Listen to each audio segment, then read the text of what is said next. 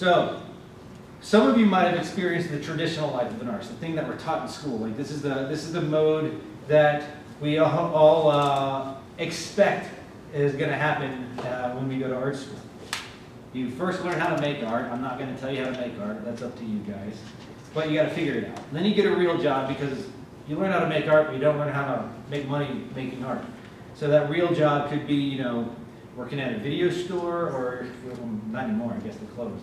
But you might be working as a graphic designer for somebody else, for another company. But then you want to try and get your artwork into galleries, which is kind of like finding a needle in the haystack quite often. There's a lot of politics that are involved with that. And then you want to try and find some kind of a mythic artist agent. These are things that I've heard about in the movies. I don't know if any of you guys have ever met an actual like fine art agent. I met ones for actors and musicians, but never one for fine arts. They might exist, but I've never met them. And then you live basically life as a part-time artist, trying to, you know, pay your bills on one side and then make art, and hopefully somebody might see it one day. And then you struggle, starve, and you're kind of miserable because you're not achieving the thing that you truly want to be doing. All right. So, like, most of the time when you're in the creative service industry, that like people just don't want to pay you for stuff.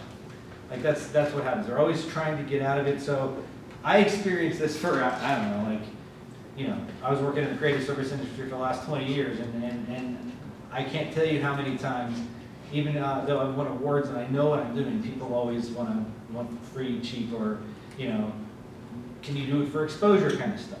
So here's a little bit of a video that sort of presents the argument. So you guys. I have your request for proposal. Request for proposal? What the hell is this? So here's the RFP. I'm going through this strategic process, right, where I'm going to pick my personal trainer. You give me the designs on spec, and then we'll see how I like the finished product, and maybe I'll pay for the build. Doesn't that sound good? It sounds completely ass backwards. I don't have $1.75 in my budget right now just to try one coffee willy-nilly to see if I like it or not. That's why I would like a spec one. No. You guys can make me a spec breakfast, right? And then if I enjoy it, I'll make you guys my ROR, my restaurant of record. Hey, buddy. Yeah, and then I come back and... Pull my leg. Come on, get out of my place. Come on. I'm kidding. So you don't do spec frames? Not at all, no. Okay, and then how do you get clients? Customers trust me, and they like the quality of work I do. I definitely want you as a client, but I'm going to start providing my services day one, so you've got to start paying day one. That's just how businesses work. What if you were just my client like right now, and you were paying for your coffee? How am I going to know if I like the coffee if I don't get to You try just it gotta first? trust. Be like everybody else do, you know what I mean? First you pay, then you eat. If I do like the frames, then I will buy more frames off you for a year, but that will come with a fee reduction. And then maybe the next year after that, another fee reduction of another 20% off. But I will be giving you business. No, I'm an architect, I'm a professional, and I get paid for my time. I will own all the rights to all the different training methods we've gone through. I'm going to teach you how to do stuff, Right. and then you own my intellectual property. Exactly. Absolutely not ever would I do that. Who would ever agree to that? Okay, so I'm noticing that our chemistry is not really jiving right No, I'm now. gonna guess no. You work for the government, don't you? What's the matter with you, man? I have other restaurants that will do it for free. Go for it. Get out of here. Come on. Go for it. Why you come here? Knock your ass out from here. Come on. Do you do what you do for free? No. So why do you want me to? All right, so I guess you guys kind of get where I'm going with this. Is as artists, we often experience this. People want stuff for free, and it's kind of then we end up getting the short end of the stick, and we can't pay our bills. So, like, I spent a lot of time coming up with this idea of the artrepreneur, like the idea of making a sustainable living with your art, with not just relying on selling in galleries and not doing work for other people, but figuring out other ways to monetize your creative process. The life of the entrepreneur starts off the same way. You still got to learn how to make art, and I'm still not going to show you how to make art because that's up to you guys. But then you need to learn how to sell art, and that's one of the things that they don't teach you in art school. Right? At least not any of the art schools that I went to. They don't really focus on like how are you going to make money when you get out of here, except for maybe like getting you opportunities in some creative service aspect of things. And you need to think like an entrepreneur. And most artists, that's kind of oil and water. Most artists don't want to think in business terms because we think much more abstractly, but it's just part of the nature. Like one of the things that I learned when I did my documentary series, when I interviewed like, hundreds of artists all over New York City, is the ones that actually were making a living off their artwork were the ones that thought like entrepreneurs. And you need to create passive forms of income. These I'll talk about a lot of these coming up, but like passive forms of income are things that you can do, that you can build and create that enable you to keep making more art. Because like that's the thing that we all want to do, is we want to keep making more art. And then you can be happy and make more art. All right. So this is a quote from a really good book that I'll present to you guys later. But it's a book about business. It's kind of a weird read for artists to go down. But every artist that I know that has read this book has been inspired to do some really cool stuff. And a lot of it it talks about like not being afraid to fail. And I think that's a really important thing, not just for your art, but for building your own businesses as well.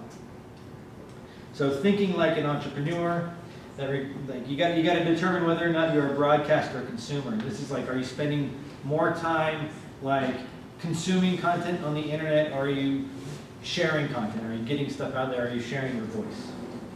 And you got to read lots of books about business, and this is another sticking point for artists. They don't really like to do that, but I'll recommend some books that are actually really entertaining and fun to read. You got to build your personal brand. That's another thing that is a weird thing for artists, but it's kind of fun if you incorporate it into the workflow of creating your art. It can be another fun art form in itself. Then you got to social media the heck out of all that stuff, and I'll show you some ways that will help that be a little bit more palatable for you. You got to grow your audience, because if you don't have an audience, you're not making art for anybody, you're making it for yourself, and it goes in a closet, and that's art therapy, which is cool, but you're not going to make a living from it. And then you're going to sell more art. The more audience you have, the more eyeballs you have on your stuff, the more art you'll sell. And this is what I mean, whether or not you're a broadcaster or consumer. Clearly, Bob Ross was a broadcaster. He had a TV show, he has a huge brand, or had it, it's still around. You can buy art supplies with this stuff. Like he knew how to monetize the thing that he was doing, the thing that he knew best. He was the best happy cloud painter in the world. And it's like better than sitting around and watching TV on it. And here's some books. I have a link at the end, but these are some books that I recommend you read to inspire you to go down this path. They're business books, but they're also incredibly fascinating books to read. I'm not going to summarize them to you, but you should definitely read them. And I'll give you guys links at the end where you can get all this stuff. Okay, building your brand. Brand. It's a kind of an annoying term, but it's really a thing.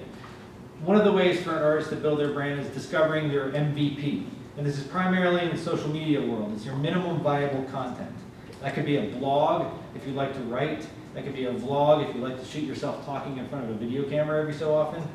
Or it could be like behind the scenes stuff. It could just be setting up a camera and sharing a little bit of your process of your artwork, streamed live on video, streamed live on Facebook. It's basically any consistently shareable, easily produced piece of valuable content that like you can regularly give to your fans, whether that's like posting a still of your work in progress on Instagram or Facebook. That's the thing that's going to get the conversation going, and that's going to get people looking at your work and talking about your work and caring about it. So here's an example of a shareable MVP.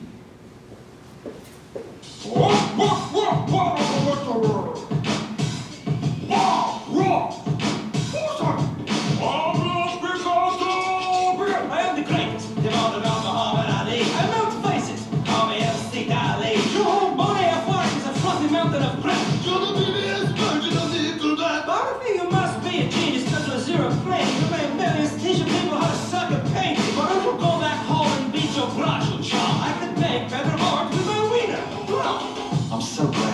join me today so I can teach you how to feel some joy when you're playing. You're a moody little genius, always so serious. I know you must be on your blue period. Your work is melancholy. I'm painting happy little trees. Call me Jackson Pollock because I splatter MC with the voice that suits. So let's do this. I twist it up like you're a Rubik's cube. Don't you tell her like you know what it is. You painted 30,000 pictures of bushes and snakes. Don't you already know that you stole your whole show? You just ripped off your teacher. And I did an afro. My name is Pablo Diego Jose Francisco de Paula Nepomuceno Maria de los Premios Cipriano de la Santísima Trinidad Ruiz y Picasso. Back to you, Bob. I was dropping bombs like this is Guernica. Served 20 years. Yeah, for United States of America. My technique will make your mistress weak. Put her to sleep, elbow drop a drink. I go deep and I keep it mellow like some candy. I'm a break like that Canadian white kind of fella. Don't believe in mistakes, this is step to me. Yo, Pablo, you just got your happy little ass beat. Hold on! Hold down! No bazaar!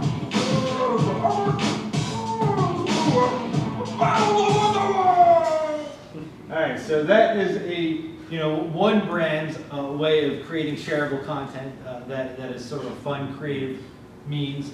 That is not by any stretch of the imagination something that I would expect you to be able to churn out every week if you're still making your paintings. What I do is, I'll show you what I do in a minute. I just wanted to drop a pro tip. That is, if you got social media accounts and everything is set to private, you're doing it wrong.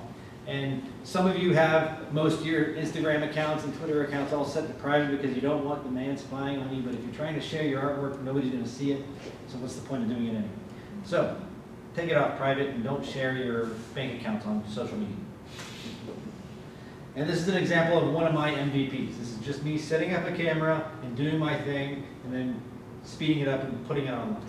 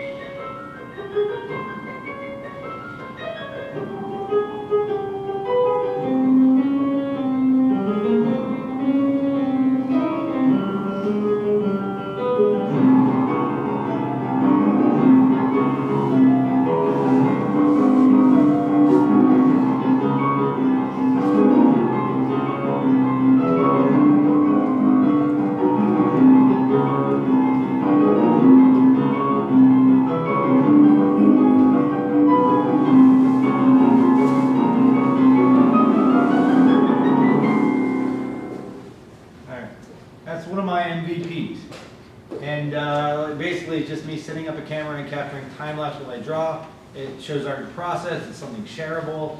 I collaborated with a friend on the music, I tagged the music in there, and I get to have a cool, shareable, relatively easily produced piece of content. So, back to social media, Twitter is not a waste of time. Most of you think it is, but it's not. It's the easiest social network to grow a large following on. It's great for creating interactive conversations, call and response, like you want to ask a large group of people a quick question. That's the fastest way to get a response.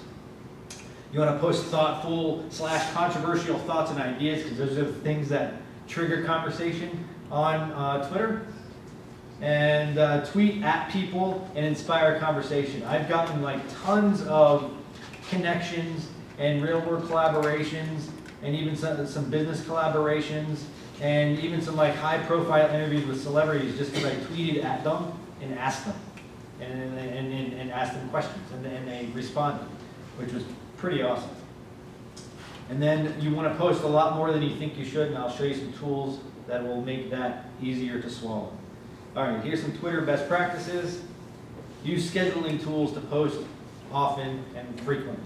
There's a Hootsuite, Buffer, Social Loom. There's any number of ones that you might want to find, but they help you schedule.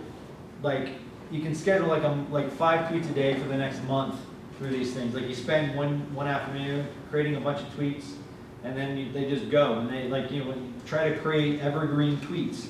Like because you're making art. That art is not going to depreciate in value unless you, of course, you're making something that's specifically topical to today. Like if you're making generally a painting, it's going to be a cool painting today. It's going to be a cool painting next month. Reshare. It'll be fun. Like Twitter has a very finite lifespan. Like it's like 8 minutes, and you can reshare something nobody will ever know. Instagram best practices. Post artwork in progress. Most of you are making artwork. Like just take a break, take your phone out, take a picture, post it on Instagram. Boom, you got something to have a conversation with somebody. Use relevant hashtags. Don't use, like if you're making art, don't hashtag, follow for follow, because that's not going to get you people that are interested in the artwork. Like hashtag things that if you're making a painting, hashtag it with fine art painting, and you might get some people that are interested in fine art painting, giving you genuine interaction on your post. You want to respond to comments. I can't tell you how many Instagram accounts I've helped people with, artists primarily, and they're posting away, they're doing stuff, and like they got 10 comments on there that they've never even responded to. It's like it defeats the purpose of doing, having a conversation online. So respond to comments. You ignore the trolls. Those are the things that people worry about, and you'll get some of those. You'll get, what do they call them, haters or whatever. Ignore those and like respond to the good ones, but don't forget to respond to the good ones. Then you want to use meaningful descriptions. I see posts on Instagram all the time where it's just like a huge list of hashtags that are completely meaningless. Tell somebody a little story about your post. Like, what's the painting about? What's the image about? What's the difference between this update and the last update? Just a couple of lines, some thoughtful ideas so it doesn't look like you're just posting it and forgetting about it. Some Facebook best practices. Set up a business page. So tons of artists don't have a business profile. They have a personal profile. There's a limited number of friends that you can have on that personal profile. It's not helping you build your brand. It's a walled off garden. It's not public information. It's mostly private stuff. Things get muddy. You can, if you set up a business page, it's infinitely more scalable. Yeah. What do you think of the idea of blogging actually on your business page in Facebook rather than a separate blog? I think it's cool if you want to drive most of the traffic to your business page. If you like, you can put in plugins on your Facebook page to like get people to sign up for a mailing list, but it generally doesn't have as much conversion rate as if you have them go to your website. Okay.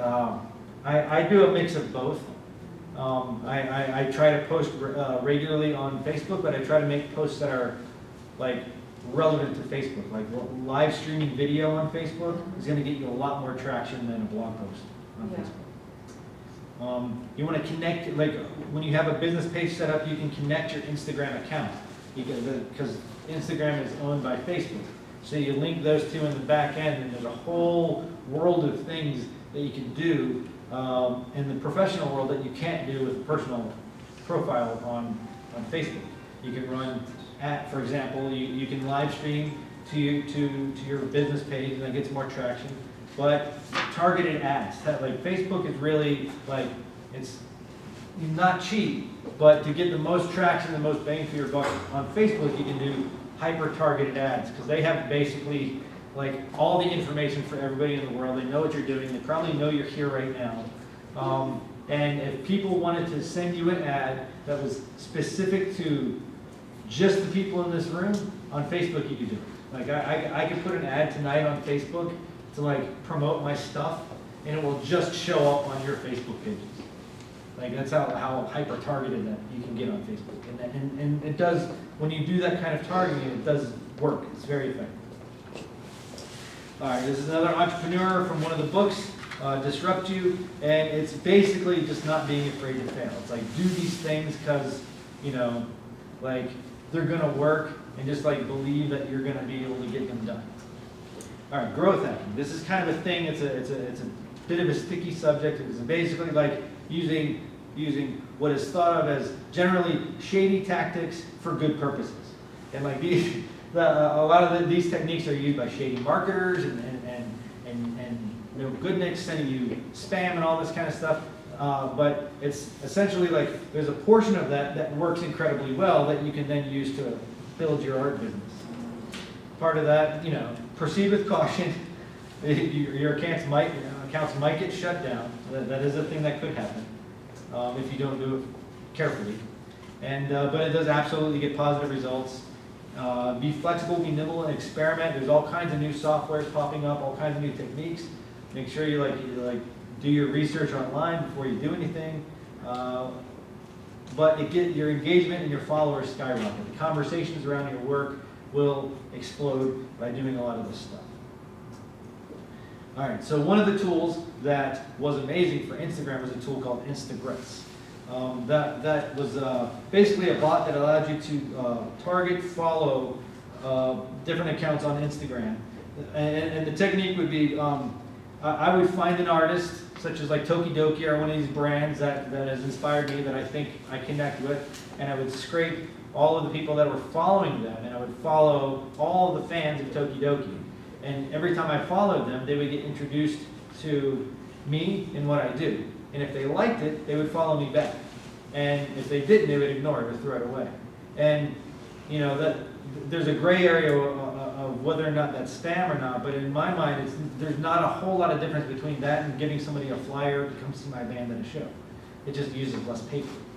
So, use those tools at your own risk, but they do work. And there's another tool, I say was, because I'll get to that in a minute, called Mass Planner, that enabled you to target follow people. These were both cloud subscription-based softwares. Mass Planner allowed the targeted following, but it also allowed scheduling, and it also allowed you to do it across the board on Instagram, Facebook, Twitter, all the social medias. Like you could schedule stuff with Mass Planner. And the one that I'm using now that I like, that works quite well, is Follow Liker. Follow Liker is an app that you install on your computer, so everything operates internally. There's no cloud business to it, which is good because then it makes the social media companies think that it's all coming from one person, and it doesn't look like it's coming from any sort of spamming or bot tools, because they did shut down Instagress and they shut down Mass Planner, which you can't use anymore. So if you want to try this stuff, I recommend Follow Liker. But be careful with your settings, because you don't want to be too aggressive with any of it. It's basically just helping you follow people so you don't have to sit all day and click a button. It does it for you. So, back to monetizing stuff, multiple streams of income. You want to sell your art in galleries, that's one stream of income. You want to merchandise, you want to merchandise instead of your lifestyle brand. That's another way to monetize the art, the visual stuff that you're making. Crowdfunding is another technique that people have done successfully to raise money for art projects. Become internet famous. And if you get internet famous, it's just like winning a lottery. You can get sponsorship and ad revenue. Another route is grants and fellowships, and then teaching. Many of you artists are also teachers, and that's a way to monetize sort of the creative output, but that's also right in the gray area of whether or not that's a traditional day job or not. It's a little bit different, because you're teaching your passion, which is cool, but it's just another alternate stream. So getting into crowdfunding, well, most of us know the big one, Kickstarter. That's pretty cool. It's the most well-known one, but it's generally more successful when you're kickstarting for products or big name, big brand things. It's a little bit harder to get traction when it's sort of more of a localized, weird art project or something like that, because if you don't get all the money, all the gold, then you get nothing with Kickstarter. Indiegogo is a little bit better for more independent projects, because you can raise if you raise a portion of the money, you then get to keep whatever that portion is. You don't have to raise the entire thing, but then Indiegogo gets a little bit more of a percentage of whatever that is, so you got to balance that out a little bit. There are some other ones like Artist Share and Hatchet Fund that are more engineered towards the creative arts. They're more boutique, but they don't have as much traction. I haven't used these as much, so you want to go to the websites and explore them a bit more, but they are more boutique crowdfunding sites that are engineered to help artists and creatives achieve, raise some money for certain projects. The big one that I personally use is Patreon. It's more of a monthly subscription service. So like you can monetize your fans at $1 a month. So like if you get 5,000 people subscribing to you at $1 a month, that ends up you making $5,000. And that's people who just like your work. They get a little bit of exclusive content. You know, I post my time-lapse videos. They get first looks at that. And I send postcards to people who subscribe to me on Patreon. And they get like little limited edition prints of my work. And that's a way to inspire people to really connect with my work. And here's a little bit of a video that I got that is the Patreon people telling you about Patreon. And I think there's no reason, I think, for artists not to set up something like this. I feel like in 2013, the web didn't value people who made content.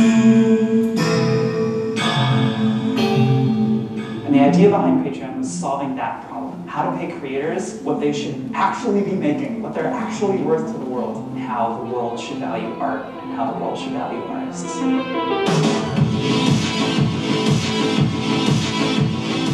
Patreon is a way to show your support and that you believe in our future. If you don't know what Patreon is, it's a really cool way for fans to become patrons of the content they love. And so what I love about Patreon is that it's inspiring that collaboration, not just between artists, but between artists and their audiences. The incredible folks at Patreon have built a platform that allows us to create extra special experiences for our PTX family. You can't really verbalize how important Patreon has been to my life. Patreon changed my life.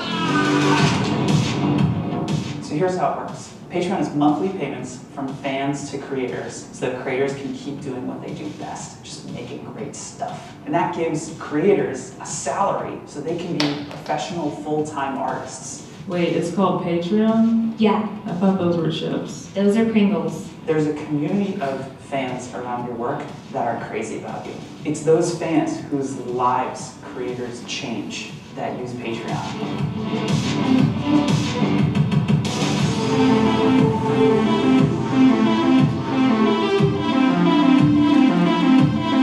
Patreon is our only source of funding where passion matters more than views.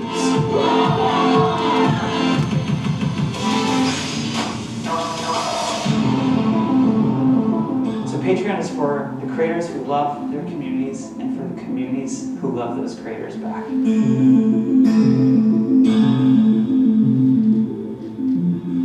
All right, so I have a Patreon. It's not the easiest thing in the world to grow, but you know I make a couple extra $100 a month that I didn't make before I set up the Patreon, which helps pay for things like marketing and ads and stuff like that.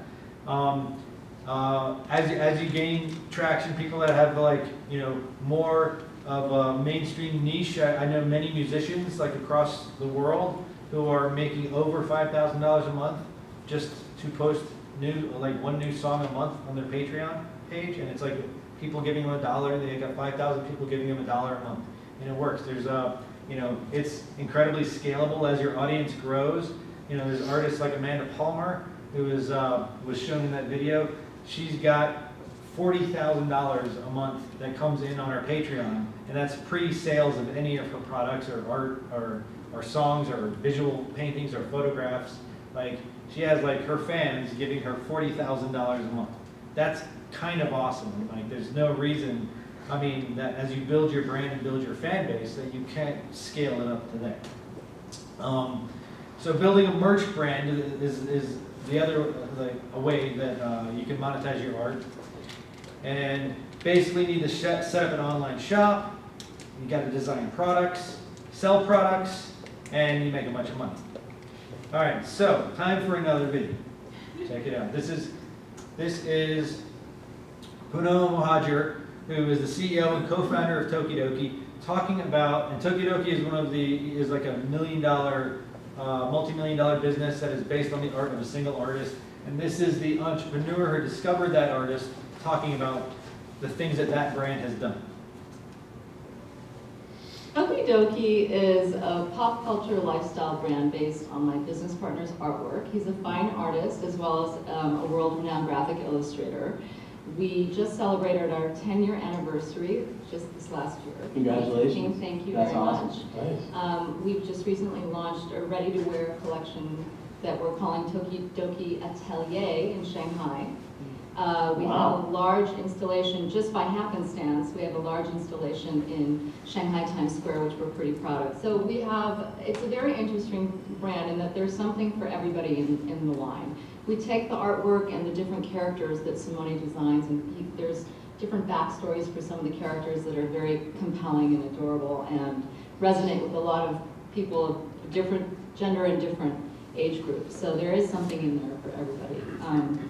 And we apply the artwork to multiple categories of consumer products, from handbags to apparel to cosmetics to tech accessories. Shameless plugging right now. Well, it's nice to see though that you're crossing over different areas of business, because apparel is one, beauty supplies are one, consumer electronics are It's another pretty one. exciting. And the other thing that is awesome about Tokidoki and the character families that we have is that we're also delving into animation. So if you go to YouTube and you look up Tokidoki, you'll see some beautiful animation that we've produced in-house with some of our launch partners like Karl Lagerfeld, Le Sportsac. So we do a lot of collaborations with other fashion brands and entertainment, evergreen iconic entertainment properties that we're proud of. All right, so the cool thing is, like, she's been very successful at building that brand, but they did it in a very traditional sense. They got, funding, and they have a warehouse, they have manufacturing, they build things. The number one thing that they do that I think is incredibly important is they do strategic partnerships. So they partner with big brands to design cool things for those brands. But before you get to that level, you got to have a starting place. And I figured out a way for us to be able to produce all the things that she's offering, from cell phone cases to tote bags to t-shirts to sneakers to all these different products, with basically spending $30 a month to host a website. That's like your overhead cost. You don't need to pay for shipping. You don't need to have a big warehouse. You don't have to have your own manufacturing plants. You don't none of that stuff. And the first way to do it is, if this comes back, the easiest way to do it is you set up a shop on one of these sites. These like Society6, Spreadshirt, Cafe Press, Zazzle, all these places will allow you to upload your images, your artwork, and put it on products, like whether that be tote bags or t-shirts or what have you.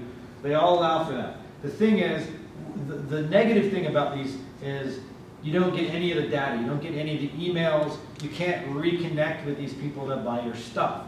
And that, in effect, is building the brand of those websites instead of building your brand. Because the most important part of that transaction isn't the $5 that you're going to get for the markup of the t-shirt. It's the email, so you can invite those people to go to your art events. That's going to be the most important part of that transaction. So what you want to do is open your own shop. And there's all these e-commerce sites that will help you open up a shop. And two of the big ones are Shopify and Big Cartel. I use Shopify, so everything from here on is going to be basically about how to use Shopify and what that will do for you. But with the use of these, you get the data. You get the email addresses and the snail mail addresses of everybody that buys stuff in your store, so that you can reach out to them, you can reconnect with them. And they also, Shopify specifically has a whole lot of really cool partnerships that work with them, that you can integrate apps and things into the Shopify account, almost like a WordPress account, but even more powerful. And I'll get into that. Because part of building a brand and part of opening your own shop, you got to be able to make awesome custom stuff. And when you connect to on-demand drop shipping manufacturers, those are going to enable you to be able to have stuff made that is under your brand name, that then ships without you ever having to deal with it. You never have to go to the post office. You don't have to store things in your closet. You don't have to go to the manufacturer and get a box of 100 t-shirts and sell 2 of them, and then 100 sit in your closet and they never sell. So basically, it's creating on-demand products. There are many of these partners that will help you do that. One of them is the Printful. This t-shirt is a Printful t-shirt. It was you can go on my website and buy it right now. They will print it. They will stick my branding on it. It'll come to you as Embrace the Weird, and I don't have to pay any money because you pay for it. They get a little portion of it. A little portion of it goes to my bank account, and everybody's happy, and they ship it directly to you with my brand on it. The same goes for the art of wear. All the products that you see out in the gallery with the kimonos and the scarves, like all high-end, high-quality products I had manufactured at the Art of Wear. And they package it up in a cute little box and put my sticker on it, and it comes from me, it comes from my company, Embrace the Weird, and it's really high-end customizable products. They have, with these particular companies, you basically have an infinite number of products you can create. Like, you have more products that you can make than even Tokidoki offers. And I actually met with Puna last year and talked to her about this sort of business model that I was creating, and she was kind of blown away by the idea that this many really cool products is available for us to make, for like independent artists to create and design and connect together and build a big brand. So another one that I use is Ray John. Ray John does sneakers, and they do a whole variety of other stuff. They're based in San Francisco, and you get sneakers and shower curtains and blankets, and you can get all these like really high-end, high-quality things, all with your artwork on it, with your designs branded as your company. And you don't have to pay for them in advance. Like, they're made on demand. They're actually literally, like, somebody orders it, somebody at a factory goes, they print your design, they cut the material, they sew the material, they package it up, and they ship it out. And you never have to see it. You don't have to get headaches over shipping or any of that stuff. So, merchandise is more accessible. As a fine artist, I've been sharing myself on social media for a long time, and I get, people like it, people that like art, people that like fine art. But I have, thousands of people on my Facebook list that have never clicked the like button in their life. So I did an experiment. I took this particular drawing, which was a Star Wars inspired drawing that I did a couple of years ago, and then I put it on some leggings. Then I posted that to social media, and suddenly I started getting people that were clicking on it and liking it who haven't liked any of my fine art ever, really. And suddenly they started connecting with my artwork because I put it on a piece of tangible product that they understood. It was something more affordable that wasn't wall art. There was something less pretentious, I guess, about the leggings, about the product, and I was like, there's something to this. And all of a sudden, people started becoming more interested in my fine art, wanting to buy original artwork because they discovered me as an artist through the products. And I struggled with wanting to put my stuff on products, going, I don't want to do this, that's weird, but I don't want to see my stuff on leggings. But suddenly people are buying the fine art because of the leggings, because it creates like a tangible bridge to the art world, because it's like when you invest in like leggings or a t-shirt or sneakers or something like that, you're saying, I actually like that artist, I like that artwork. And then they follow the breadcrumbs back to the other stuff, and in the end we want to sell our original pieces. And so these act as a gateway drug to your artwork. And it results in more sales. It results in, moms buying stuff, buying your leggings, and Canadian comedians buying your t-shirts, and entrepreneurs and mountain climbers buying your beanies, and rock stars buying sneakers, and cool people buying tote bags, and strangers who I don't know living on the East Coast buying other stuff. It's really cool. And they post it on social media and they tag you, and you're like, wow, somebody I don't know across the world is like wearing my stuff, and that's really cool. All right, that's pretty much my talk. After this, I'm gonna show a bunch of like time-lapse stuff. But if this screen does come back, you can, if you have QR codes, you can get my website through the QR codes, or you can connect with me on social media. All the links to everything, like the books and the different websites, are all available on my brianabernhardt.com at this link at the bottom. If you guys want to take pictures, or if you have any questions, I will answer any questions now.